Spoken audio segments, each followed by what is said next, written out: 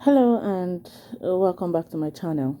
We'll be taking our first examples on minimum spanning trees. So let's look at this one. Let G is our graph, be an arbitrary connected undirected graph with distinct costs C of E on every edge E. Suppose E star is the cheapest edge in G.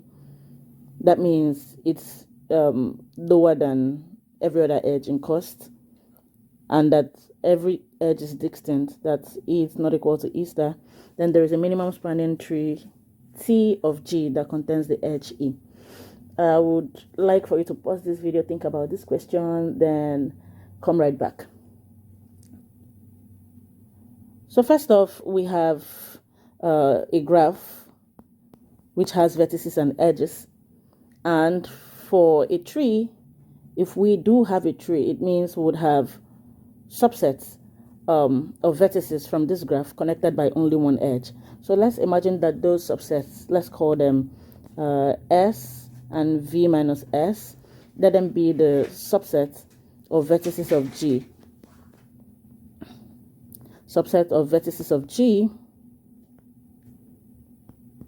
And the question says that the cost of each edge, there exists an edge, distinct edges. So it means we have some E star which is not equal to some E, and we also know that the cost of the edges is distinct, which means that cost of E is not equals cost of E star.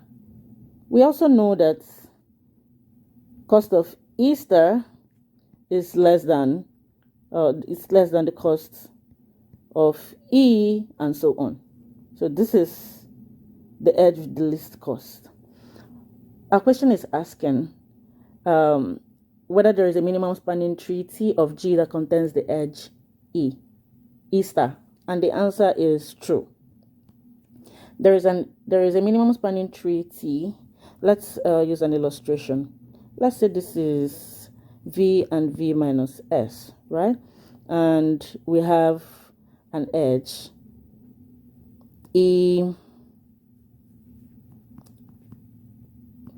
V W, where V is in big V and W is an element of is a vertex in V minus S. So we have all of these points and the lines joining them. This is just some arbitrary connection inside this subset of vertices. Now we have our E. Let's say that this is our E. From this point up to this point, this is our E, right? And if we have that as our E, when we attach E star, which is the cheapest edge, let's attach our E star at this point. We have this running from here to here. Let's say this is E star. We have a cycle at this point. We have a cycle when we attach our E star. Now, because we have a cycle and we are looking for a minimum spanning tree, we have to remove one edge.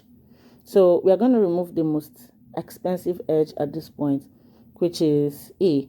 We drop E, and once we drop E, we now have another spanning tree T. Let's call this spanning tree T star with an edge E star, where E star, like we said before, is less than E, and cost of E star is less than the cost of E.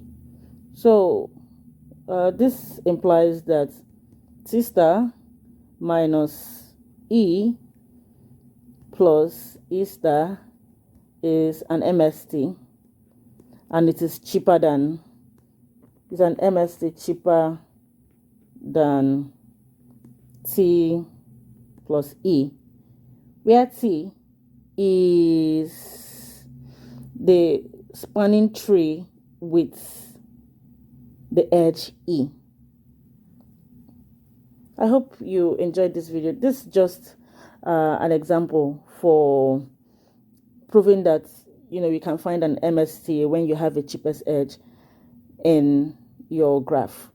So So I hope you enjoyed this video. If you did, please remember to subscribe, like, comment on the video, and would be solving more examples just to make sure we are quite conversant with MSTs before moving on to the next topic. I'll see you on the next example.